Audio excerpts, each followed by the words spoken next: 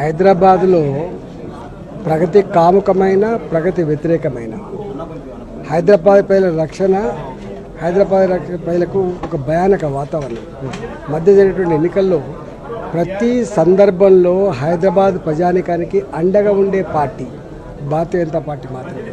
ఇక్కడ జిహెచ్ఎంసీలో 48 మంది కార్పొరేటర్లు గెలుచుకున్న పార్టీ.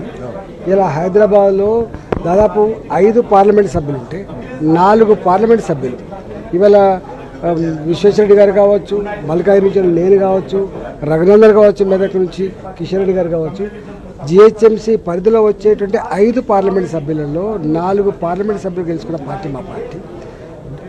వచ్చే కాలంలో తప్పకుండా తెలంగాణ రాష్ట్రంలో జెండా ఎగిరేస్తే అందులో 70-80% సీట్లు గెలుచుకోగలిగే సత్తా ఉన్న పార్టీ భారతీయ జనతా పార్టీ.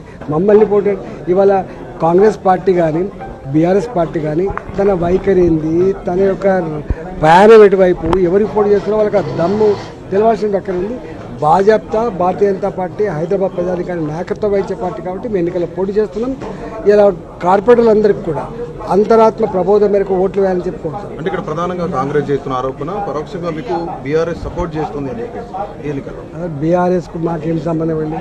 ఇలా బీఆర్ఎస్ పార్టీ బొంద పెట్టాల్సిందే మేం కదా. కాంగ్రెస్ పార్టీని కానీ బీఆర్ఎస్ పార్టీని బొంద పెట్టాల్సిన పార్టీ మా పార్టీ. మా పార్టీకి ఎవరితో సంబంధం ఉండదు.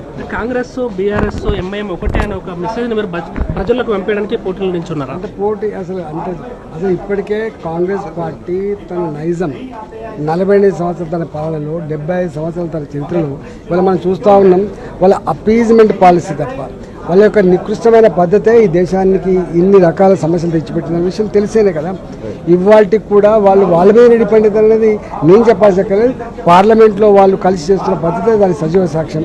ఇవాళ తెలంగాణలో వక్ఫ్ చట్టం ప్రకారంగా లక్షల మంది ప్రజానికం బాధపడుతూ ఉంటే ఆ ప్రజల సమస్యలు పరిష్కరించడానికి భారతీయ జనతా పార్టీ ప్రయత్నం చేస్తే వక్ఫ్ చట్టానికి కూడా మద్దతు ఇచ్చిన పార్టీ, అంటే దానికి వ్యతిరేకంగా మాట్లాడే పార్టీ కాంగ్రెస్ పార్టీ. ఇంతకంటే ఎక్కువ ఏం కావాలండి? బట్ ఇప్పుడు ఎన్నికలు పక్కన పెడితే నెక్స్ట్ జిహెచ్ఎంసీలో ఖచ్చితంగా బీజేపీ వేటాన్ని అధిరోహిస్తుందని మీకు కాన్ఫిడెన్స్ ఉందా? 100కు 100% రేపు ఈ గడ్డ మీద జిహెచ్ఎంసీ గడ్డ మీద ఎగిరే జెండా బీజేపీ జెండా మాత్రమే. మీకు ముందు తెలుస్తుంది. క్రాస్ ఓటింగ్ ఏమైనా జరుగుతుందని ఎక్స్పెక్ట్ చేస్తున్నారా?